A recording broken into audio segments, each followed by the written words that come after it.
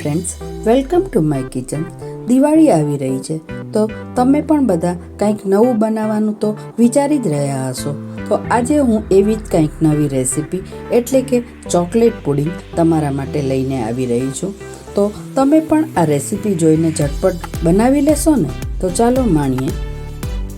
Pudding બનાવવા માટે મેં સૌપ્રથમ ચોકલેટ બિસ્કિટ લીધા છે. અહીંયા મેં 3 થી 4 પેકેટ એટલે કે 25 થી 30 નંગ બિસ્કિટ લીધા છે. તમે કોઈ પણ બિસ્કિટ અને કોઈ પણ ફ્લેવરના બિસ્કિટ લઈ શકો છો. હવે નીચેનો બેઝ બનાવવા માટે આપણે આ બિસ્કિટના આવી રીતે કટકા કરી અને એક મિક્સર પોટમાં લઈ લઈશું. હવે આપણા આ કટકા રેડી કરે એટલે આપણે તેનો હવે ભૂકો કરશું. તમે જોઈ શકો છો કે આપણા બિસ્કિટનો એકદમ ઝીણો ભૂકો તૈયાર છે, એટલે કે આવો ઝીણો પાવડર જ તૈયાર કરવાનો છે. હવે આપણે એક બાઉલ લઈશું, એટલે કે આપણે એ બાઉલમાં જ પુડિંગ સેટ કરવાનું છે, એટલે બિસ્કિટનો ભૂકો આપણે બાઉલમાં લઈ લઈશું. હવે આપણે નીચેનો બેઝ તૈયાર કરવાનો છે, એટલે કે બિસ્કિટના ભૂકામાં આપણે 1 થી 2 ચમચી જેટલું મેલ્ટેડ બટર એડ કરશું. હવે આ બટરને આપણે બરાબર મિક્સ કરી દઈશું અને મિક્સ કરીને થીક કન્સિસ્ટન્સીનો એટલે કે પતરાય એવો ડો રેડી કરવાનો છે. જો તમને બટર ઓછું લાગે તો તમે એડ કરી શકો છો. આપણે અહીંયા ફરીથી 1 થી 2 ચમચી જેટલું બટર એડ કરશું અને હવે આ બરાબર મિક્સ કરી અને તમે જોઈ શકો છો કે આપણો ડો એકદમ પરફેક્ટ રેડી થઈ ગયો છે.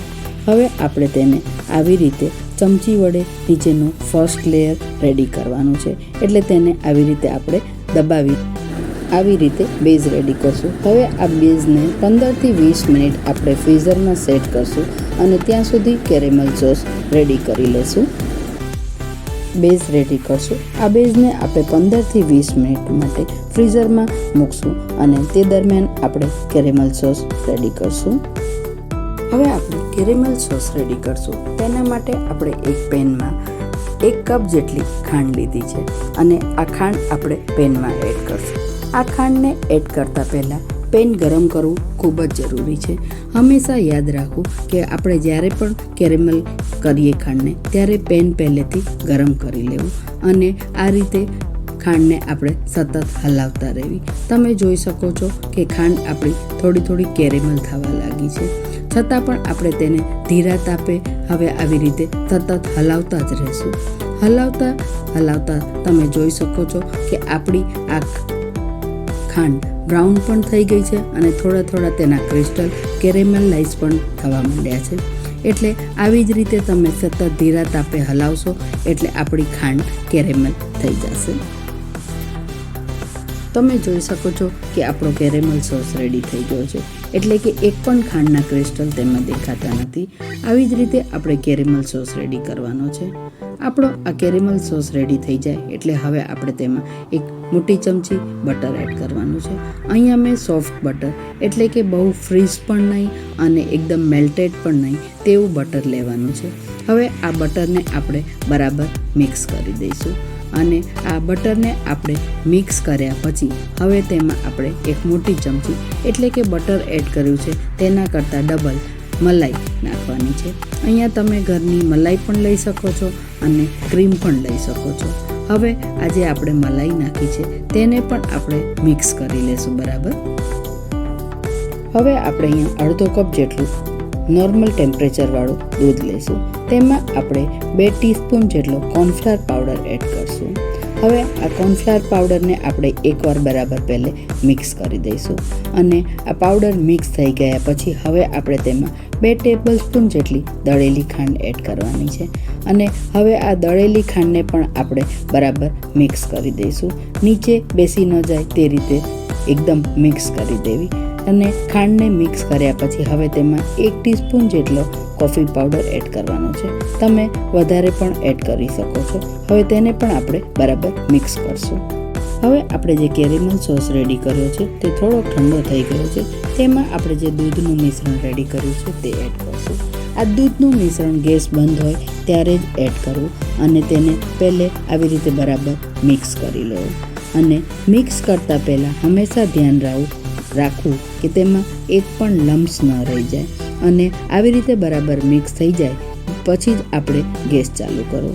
હવે આ ગેસ ચાલુ કર્યા પછી તેના 1 થી 2 ઉભરા લેવા અને આવી રીતે 1 થી 2 ઉભરા આવે પછી તેને વચ્ચે વચ્ચે હલાવતા રહેવું એટલે તે સ્ટીકી ન થઈ જાય। હજી આપણે તેના 1 થી 2 ઉભરા લઈશું એટલે આપણે જે પુડિંગ માટેનો સોસ રેડી કરવાનો છે તે તૈયાર થઈ જાય। હવે આપણો આ કેરેમલ સોસ રેડી છે। આ કેરેમલ સોસ રેડી છે કે નહીં તે ચેક કરવા માટે તમે આવી રીતે ચમચાને ડીપ કરી અને જો ચમચાની પાછળ સ્ટીક થઈ જાય તો સમજવું કે આપણો કેરેમલ સોસ રેડી છે। જો તમારો કેરેમલ સોસ હજી પણ રેડી ન થાય તો તમે તેને કોર્નફ્લાવરને દૂધમાં ડાયલ્યુટ કરીને ફરીથી એડ કરી શકો છો અને તેને થોડો ગરમ કરી લેવો તો તમારો કેરેમલ સોસ રેડી થઈ જશે। હવે આપણે આ સોસને ઠંડો થવા દઈશું। આપણો કેરેમલ સોસ ઠંડો થઈ ગયા પછી આવી રીતે કન્સિસ્ટન્સીનો રેડી થશે। હવે આપણે નેક્સ્ટ સ્ટેપ જોશું એટલે કે આપણે જે ફર્સ્ટ લેયર બિસ્કિટનું રેડી કર્યું હતું તે આવી રીતે સેટ થઈ ગયું છે। હવે આ સેટ થઈ જાય તેના ઉપર આપણે સેકન્ડ લેયર સ્પ્રેડ કરશું એટલે કે આપણે જે કેરેમલ સોસ રેડી કર્યો હતો તે આપણે ઇવનલી થોડોક જાડો પથરાય તે રીતે સ્પ્રેડ કરશું।